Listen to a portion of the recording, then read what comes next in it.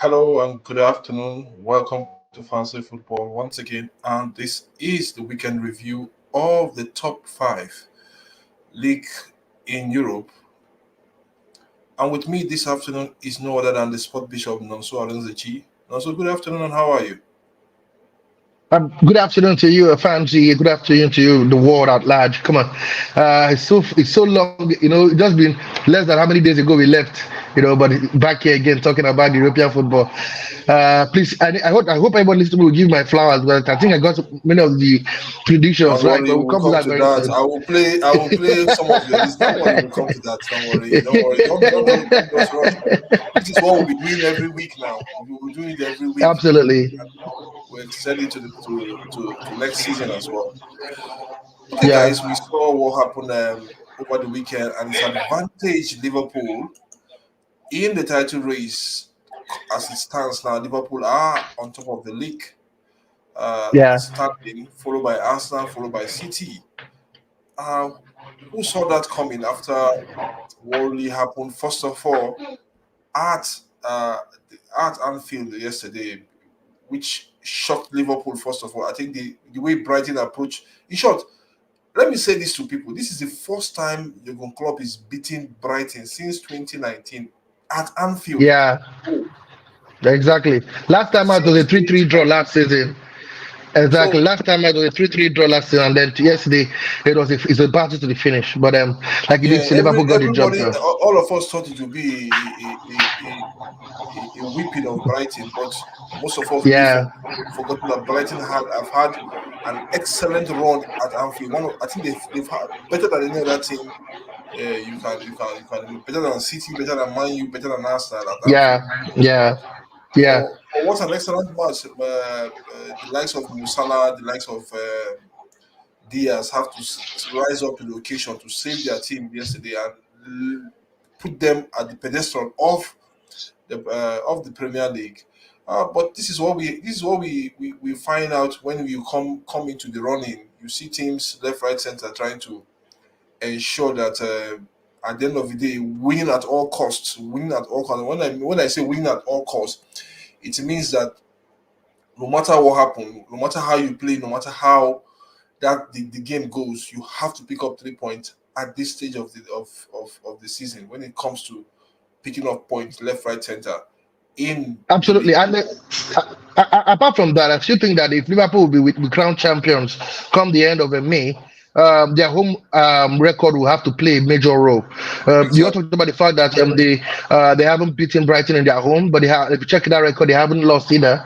A certain man, Virgil van Dijk, like I said, has only lost one game at home since he started playing for Liverpool. The man has been absolutely impeccable, amiable. We talked about him last time out, the fact that he has grown into a leader. He has grown into the role of the John Terry at Chelsea. He has grown into the role of the Ferdinand of the Beach at Manchester United.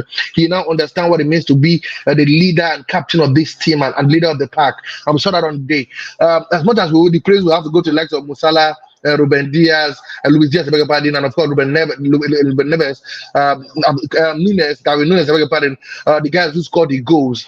But at the end of the day, you need to look at this Liverpool team, how they keep teams at bay. Brighton would have, I think, if we played about it, any other team, they would have scored more than once in that encounter. Danny Welbeck was having a great game of his life. Certain man who once played for Liverpool, Adam Lallana, had a chance as well, but he was well marshaled by Virgil van Dijk. See, Brighton, I don't think the result tells the whole story. I think it was quite sore on Brighton. Don't forget the fans at some point were begging for the final whistle at Anfield because that was the pressure kept on coming.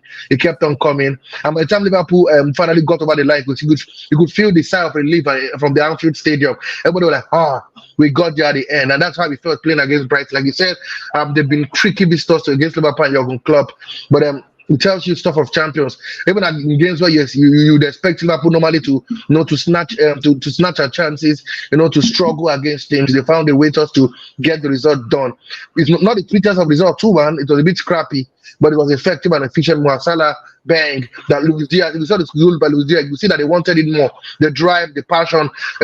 Some other player would have stood and said it was offside, but you see the way he ran after the ball. He stretched his leg to get that contact and get the ball over the goalkeeper. So for me, Liverpool, like you said, advantage Liverpool. They now top the table, 2 points clear of Arsenal. We'll come to that. Why they are 2 points clear of Arsenal and 3 points of Manchester City, and it's not them for them to lose. Like I said, if Liverpool will be crowned champions of the Premier League, their home form will play a pivotal role in deciding whether they will be, Jurgen Klopp will leave England as the champion of England. Okay, let's look at the main game that was played on Super Sunday. The main Super Sunday Yeah, match between uh, Arsenal and City, Manchester City. Manchester City. We saw them sharing the spoils. Uh, Yeah, Everybody thought that it would be an open game, but Arsenal, for me, Arsenal surprised me because I never saw them. I've never seen Arsenal as a defensive team.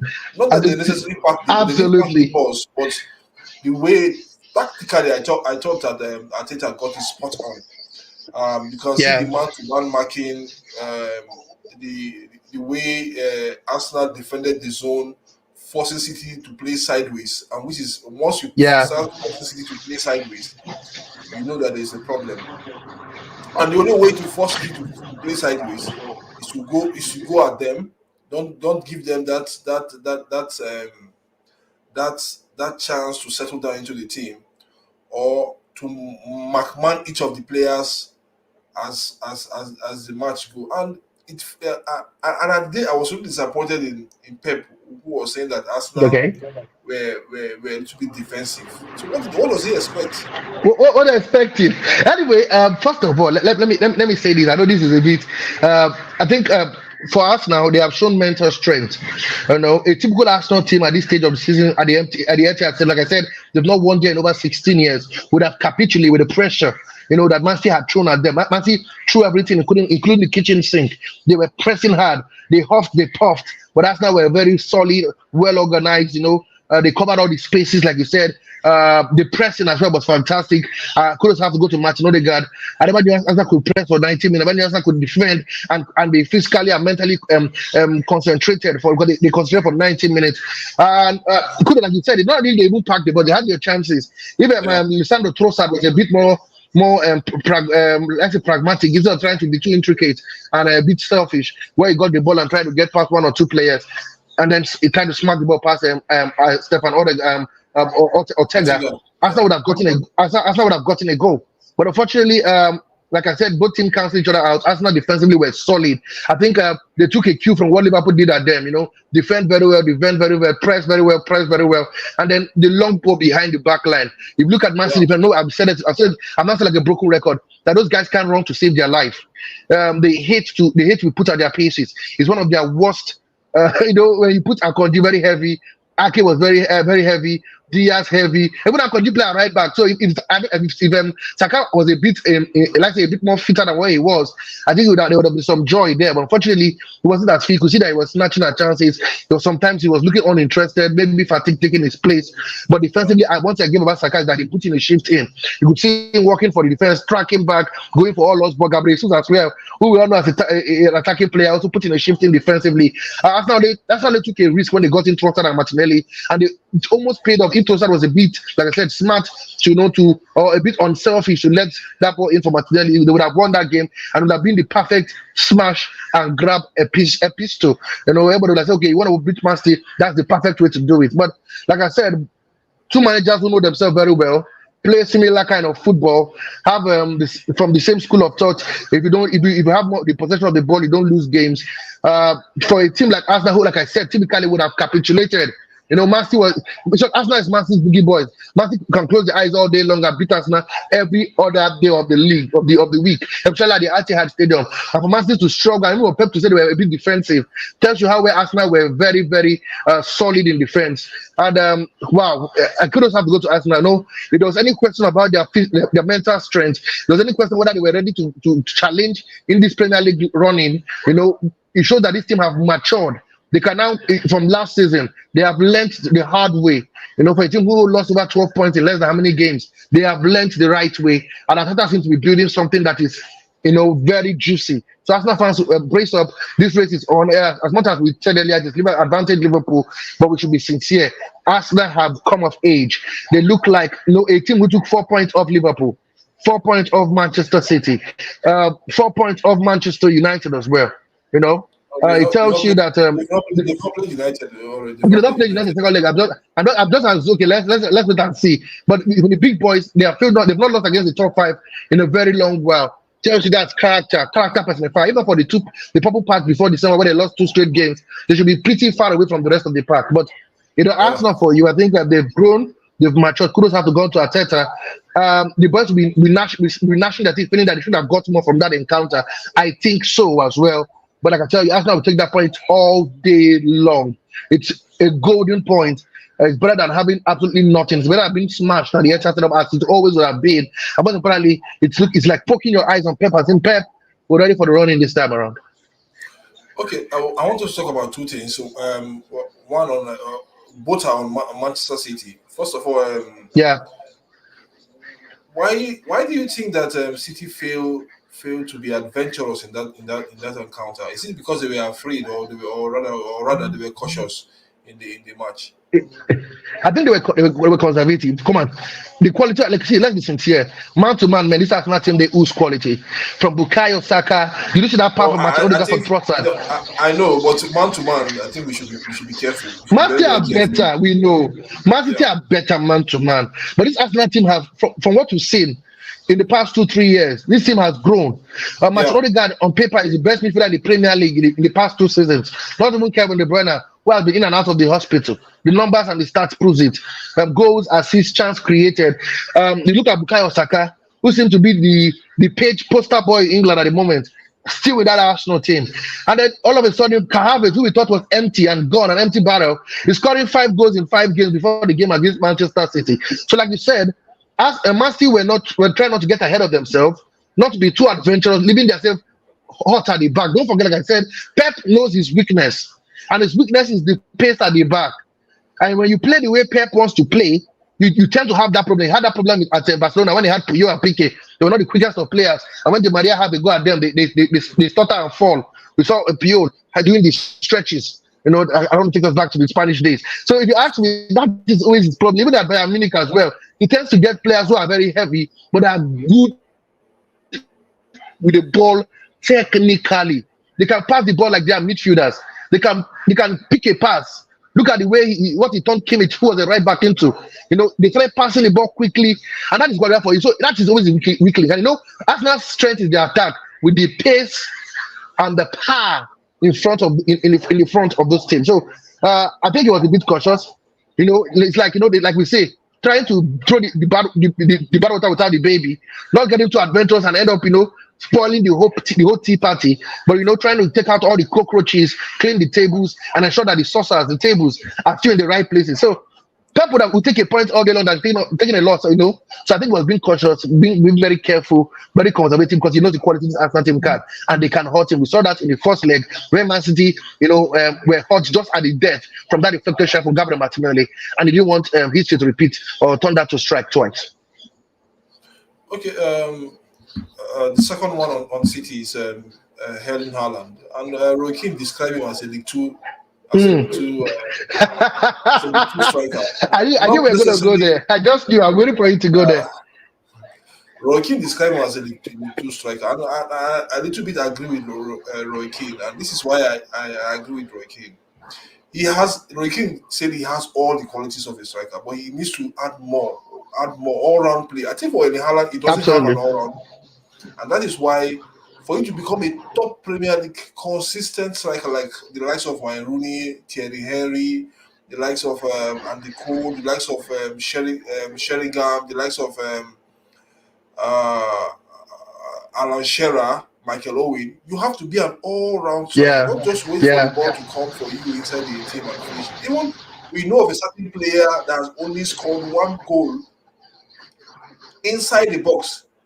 One of the greatest strikers have also graced the Premier League in the name of Ruud van Nistelrooy.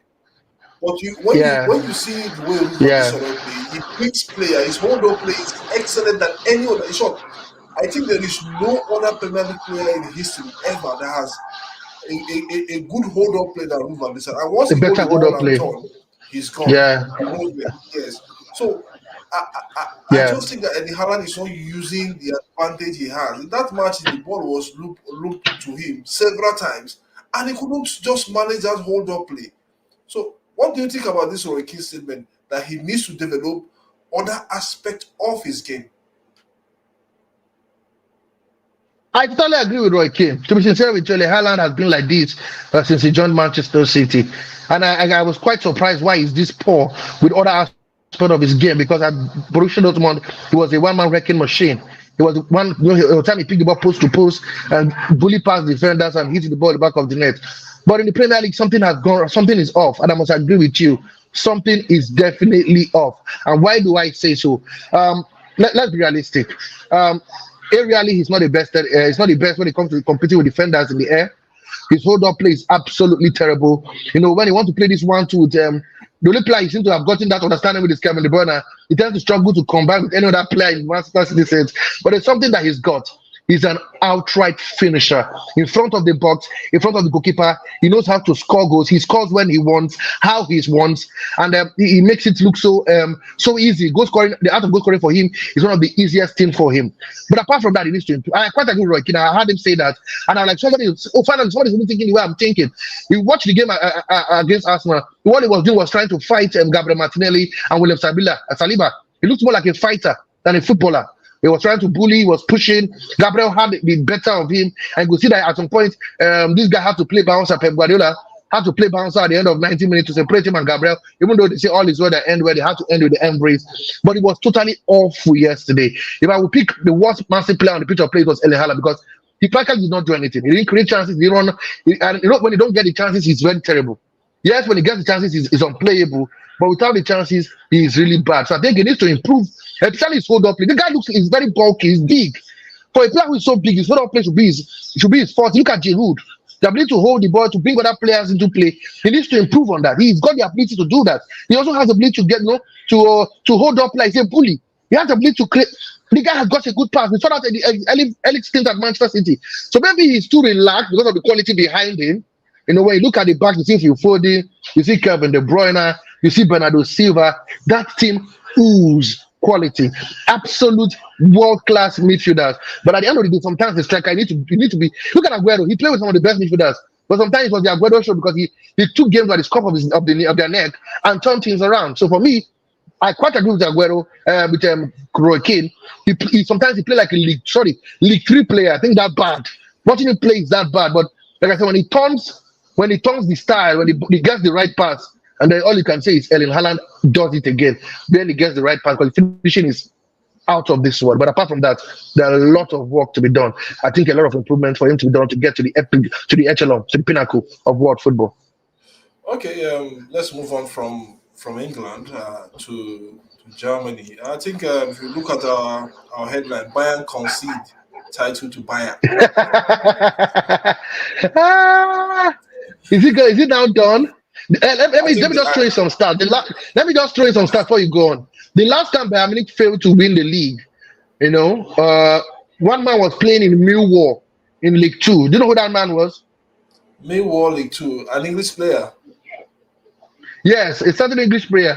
His name is Harry Kane. Hold on, I just keep going because I think they were both of them were in Millwall. Both Harry Kane and Jimmy Vardy were in Millwall at that time. Jimmy Vardy, absolutely. Yeah. So Harry Kane was playing in Millwall. The last time Bayern Munich won, they failed to win the title.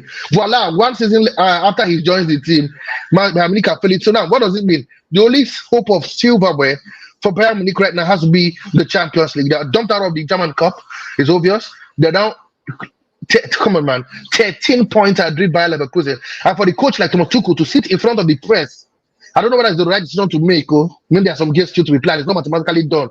To concede the title and even congratulate Thomas Xabi Alonso, the likes of congratulate our own Victor Oko Boniface, congratulate the likes of Nathan Teller, Granit Xhaka, and say thank you very much. You guys are champions for the first time in your history. Maybe he did it too early, but come on. I think it's already written in the world that Bayern Munich at some Or point will let go of this title again. And it is what it is. The sport bishop. It is what it is at the moment because absolutely, these are guys you that have can't go into scored. the How many clashing. goals have they Yeah, scored? Say they scored how many goals in the 90th minute of matches this exactly. season. So it They shows are that the it is king a of the team. comebacks. Exactly, it shows that it's a team that don't know how to lose. They don't really know how to lose. They don't. They show losing You is not don't. in their They don't DNA even know when they are beating. at the moment. They So don't even know when I they are don't beating because know they are if you beating. So if you look at looking at look it, at I think it is the best thing for him to do as a manager. He knows it. yeah. He knows that this team will not lose this season. Probably they might lose one game or two, but seeing what they are made up of, seeing how they've approached matches from 0 seconds to 90 minutes, he knows that Bayern Leverkusen will not lose any match this season. That's just it. Let's look at this from this point of view. Now I'm going to throw you on the bus. No, you are used to throwing me under the bus. Now I'm going to throw you under the bus. Do you Throw think me under the Leverkusen can bus. go all season? Can they go all season without losing a single game? Because as we I speak, think they I are two think unbeaten in all competition. I think they can go all season without losing any game in the Bundesliga, but in the Europa League, that's where I still have some doubt with them What because you about the still have the cup? likes of So you think they they're gonna will, win the they double, will, the German they double? will win the double. They might win the double with the way they are playing now because I think they play without fear. They play Yeah. without looking at their opponents, and anybody that comes in their front, I think they just say, "Oh, let's take these guys on." Practically, they are good. Formation wise, the coach knows how to select the right players for the right game and the right formation for the Yeah. right game. That is why I salute um, Zabi Alonso. actually for coming out over this game to tell us that he will be staying past and Liverpool for one more season. What a way to announce that you're staying and to be conceded that same week your opponent concedes the title to you. It's epic. It's out of this world. I want to know how he's feeling right now. This is a team that on the verge of their first loss in the Bundesliga in the 88th minute to score in the 88th and the 90 plus 1 minute. Getting changes like Netatella who came in and turned the game around and to win a game at the Bay Arena in front of the fans. See, the Bay Arena is jumping. This is their year. They got a manager they can trust at least one more season. They win the title for the first time in their season, despite having so many stars, including our own Sam Sydney, who once played for them, Stefan Kisling. They did not win the league with those players. To win the league for the first time in their history, and them to go unbeaten in the Bundesliga. Who not even Bayern did that? Not even with Pep Guardiola's. To go unbeaten in the Bundesliga, still unbeaten in the cup competition, still unbeaten in Europe. Zabi Alonso is not cooking. Zabi Alonso is here. He's here. And Europe should take note. I know the fact that he did not jump into the bandwagon of move to a big club right now and prove. Come on. Yes, He needs to cautiously. soak. He He has needs to be to exactly he very has to cautious. be He needs less to cautious soak. and see. He needs to soak the feeling in. He needs to bank the euphoria. If possible, we won't play the Champions League with Bayer Leverkusen next season, and then from there move on to greater things. The man, come on. I also have proven all the doubters wrong that Bayer Leverkusen, when he got there, you don't know they were still on the table. That was our last season to turn the tide, to change the story, to rewrite history. It is a Zabi Alonso year. I have no doubt if FIFA can even give him the FIFA best coach of the year, he is worth it. Even if he did not play in the Champions League. Yeah, I think he's worth it. Okay, let's move on from Germany to the French League on to look at a breaking story that just came up yesterday. Enrique saw Kylian Mbappe again. Um, what is really going on with Kylian Mbappe and Luis Enrique? If you look at Enrique's statement, let me just read. Hold on, please. Let me see if I can get that statement for us. Yeah. Luis Enrique's statement. Let me see.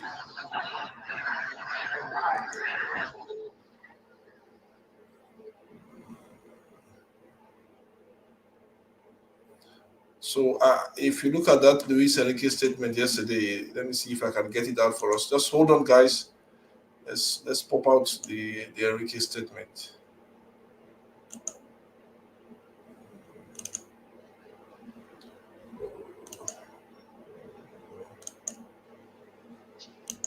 I think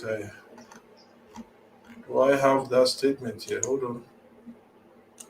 I wish we could because it's important for them to listen to you firsthand the words of Luis Enrique and why he's consistently subbing, if not the best player in the world, one of the best players in the world in Kylian Mbappe. We know the debacle around is going or whether he's leaving, but come on, man. At some point, you need to, let me use your word. Suck everything you can from to him until he departs the Yeah, club. But Enrique, it doesn't really he seems matter. to, It doesn't yeah, really he matter seems to. if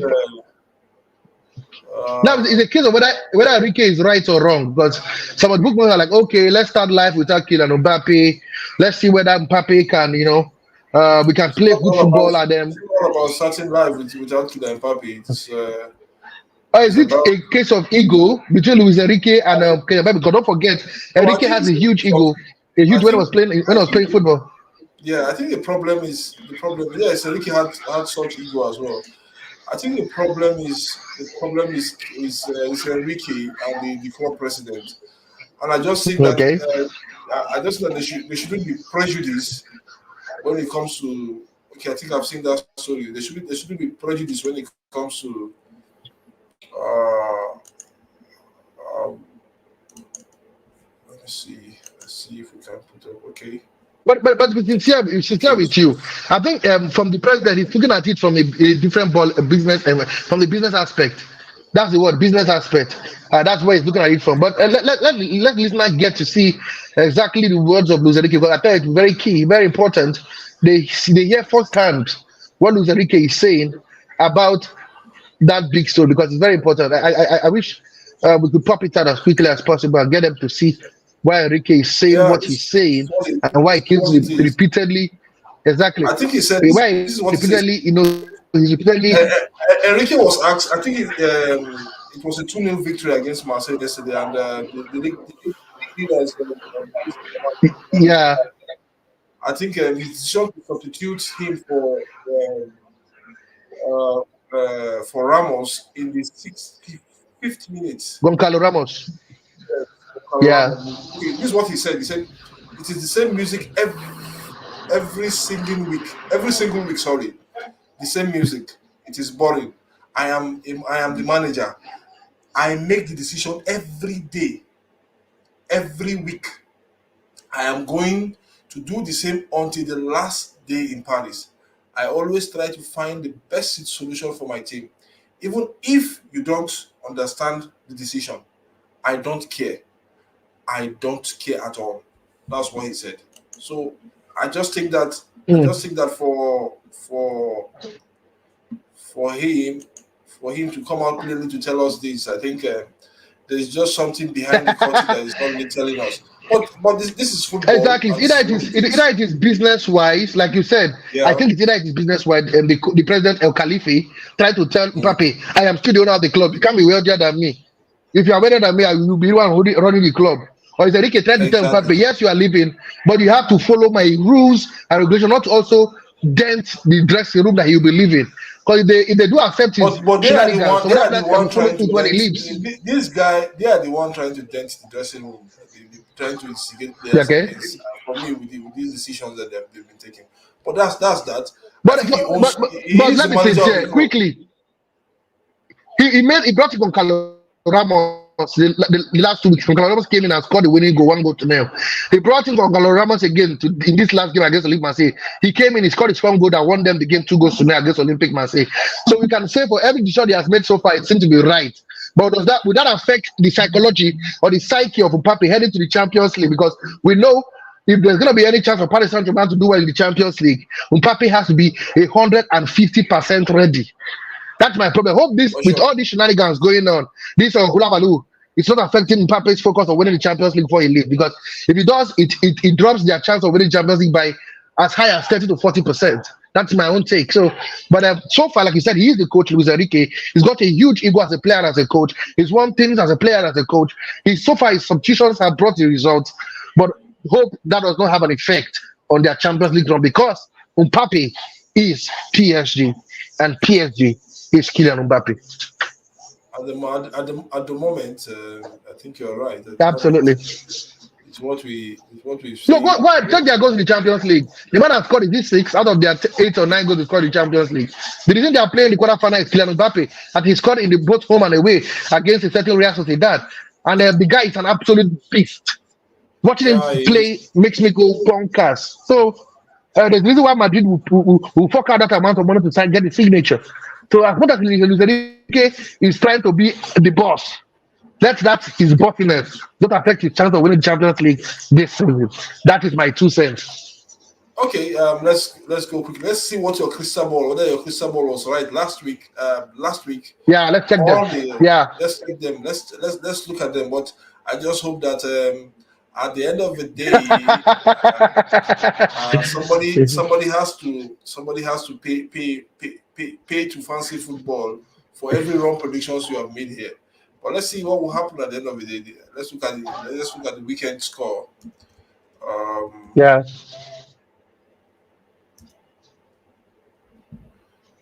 just hold on, please. Yeah.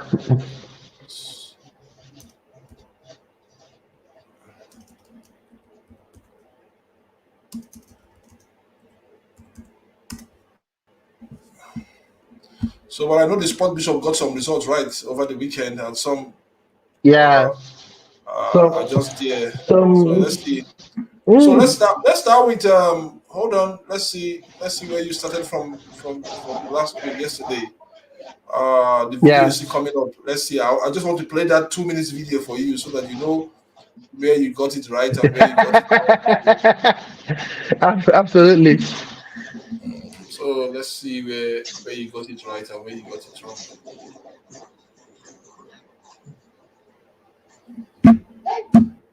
Okay. The first match of the day was Newcastle versus West Ham. Let's see whether the Sport Bishop got that prediction right or wrong. Playing back the video, I don't know what he predicted. Maybe he might tell us what he predicted. But hold on, just hold on. Let the video. We just try to get the video up for our viewers. Let's see. Okay, in that game, I think West Ham took the game. Okay, let's take the prediction, the Premier League predictions now. Starting with Okay. Newcastle versus West Ham. Newcastle will win that game by 2 goals to 1. I think they'll get just the firepower will be just too much for West Ham. West Ham will give a goal. Chelsea But come Burnley on. quickly. There is no Hold on. Newcastle will win that game by 2 goals to 1. Yes, Newcastle won the game by 4 goals to 3. So it's a correct score. And with this, I'll give the Sport Bishop 5 out of 10 marks for that. A correct score. If it was an accurate score, I think I'll give him 10/10. So I think he got that one. So let's move on, guys. Let's take the prediction, the Premier League predictions now. Starting with Okay. Newcastle versus West Ham. Newcastle will win that game by 2 goals to 1. I think they'll get just the firepower will be just too much for West Ham. West Ham will give a goal. Chelsea But come Burnley on. quickly. There is no data for Fana for Burnley. It's gonna be match tied. It's unknown from Chelsea, so Chelsea have got an advantage, and the Chelsea win at Stamford Bridge. If they don't get all 3 points, I don't know where Chelsea will get 3 points from this season. So 3-1 victory for Chelsea. Sheffield United, Fulham. Woof! I fancy Fulham to get something from that game. A 2-1 away win for Fulham. Nottingham Forest, Crystal Palace. Whew, I don't want to be a fan of. Unfortunately, there's no time winning. You'll be out for 2 games. That's a big blow for Nottingham Forest. But because they are playing at Nottingham Forest Stadium, let's see. I say a draw in that one, a 1-1 draw. What's Everton? I didn't get that. Bournemouth, Everton. Whew. Everton are in a bad place. 2-0 victory for Bournemouth at the Vitality Stadium. Tottenham, Luton Town. Tottenham are playing at home, and Postecoglou knows what this entails for him, and they are playing good football. So Tottenham must win that game, but they will concede as always in a 3-1 victory. Aston Villa, Wolverhampton. Wolverhampton, because of injury worries, they're all over the place right now. So how they capitulated in the FA Cup. So I'll go with Aston Villa to win at the Villa Park. 3-0 victory at the Villa Park. Brentford, Man United. To be with you, I want to say Man United will win. Because the other place is the BT Community Stadium, the BG Tech Community Stadium. I want to hold my breath a bit. But Man United will just scale through 2-1 victory. It's a game after the international break. They won't want to disappoint their fans. Liverpool, Brighton. One-way traffic, my man. Brighton are a good side, but at the Anfield, we all know how it ends. It's going to be high scoring, maybe a 4-2 victory for Liverpool. And finally, on the top of the table clash, Super Sunday match between Manchester City and Arsenal. I wish you could see my crystal ball right now. It's beeping. Tick tock, tick tock. I think it'll be a score draw, 2-2 draw at the Etihad Stadium. Arsenal will just. We're back. Where's the Sport Bishop? Okay, Sport Bishop. I'm there with you. I come on. The network trying to play a fast number phone. I'm back again. Yeah, Absolutely. no problem.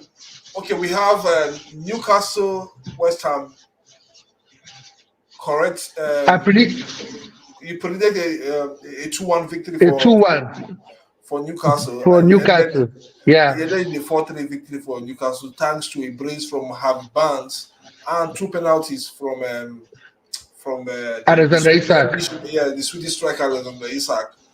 For West Ham, I think the level Yeah. of Antonio got the goals for them. But I think there was a letter for West Ham. I don't know where it was coming from, but I think your prediction was right. 5 points to you for that out of 10 for that entire list. So kudos to you.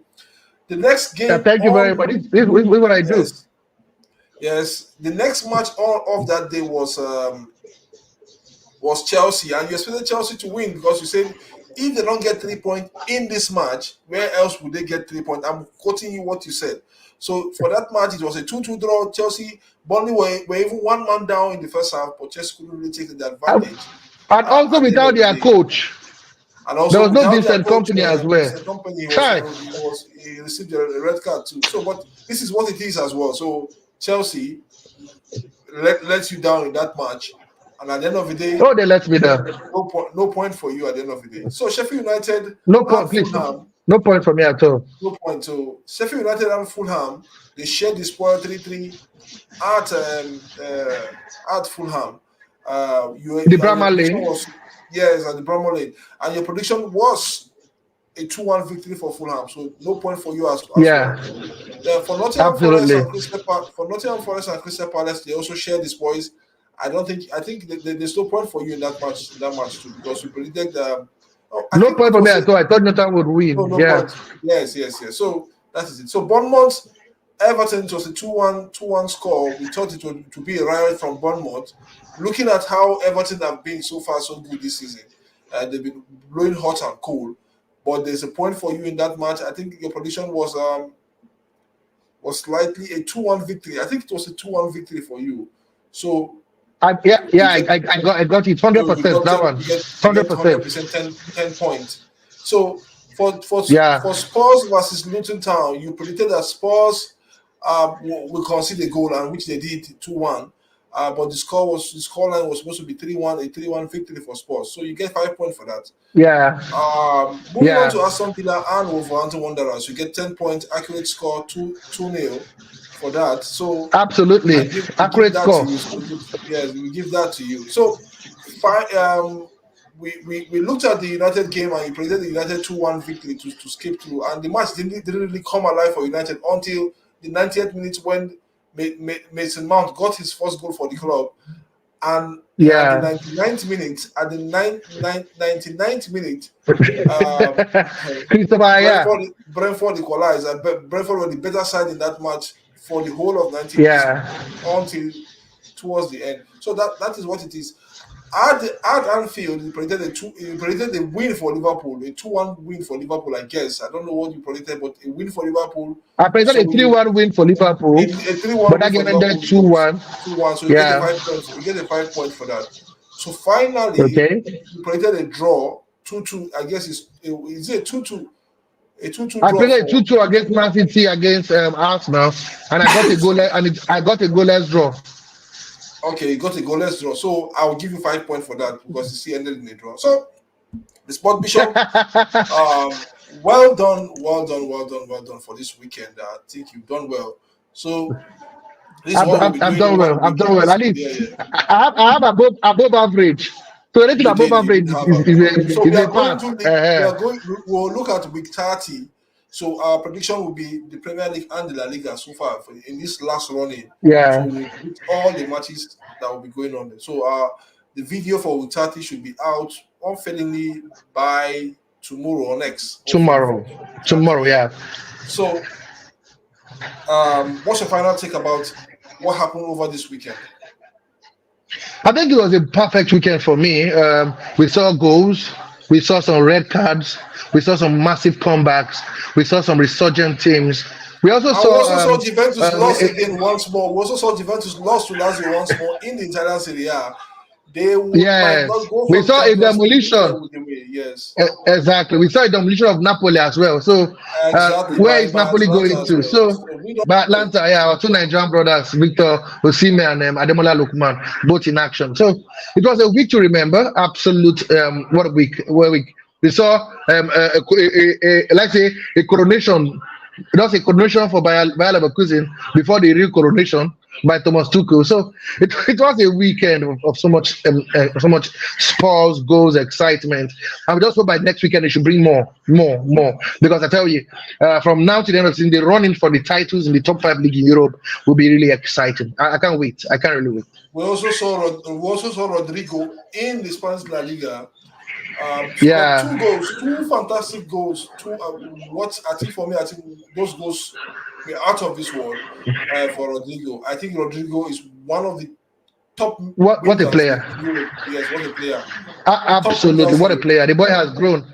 The boy, I'm just wondering where he would play when Kylian Mbappe comes in because there must be a They will Vinicius find they Junior. will find a place. Uh, They will find a they have place to for him. find a way. They have to find a Yeah, way for because the boy is improving every day. You can't yeah. stall the boy because of Kylian Mbappe. They will have to find a place for that boy. So I can't wait for how they will look next season. But I can tell you, if there's something Ancelotti has done, he has trimmed those boys from being boys and now they are men. Yeah, And man, yeah. we no longer no longer the Galacticos of big name, but Galacticos of young boys doing great stuff. So let's brace up for this Madrid team.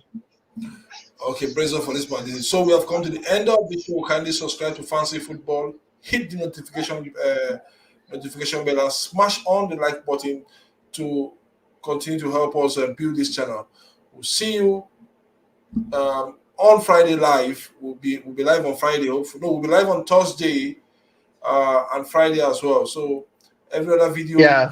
this channel will come as an uploaded video. Thank you so much, guys, Sport Bishop, and thank you, our viewers, for watching this Absolutely. epic episode Of top five. of top five. So see you. Cheers.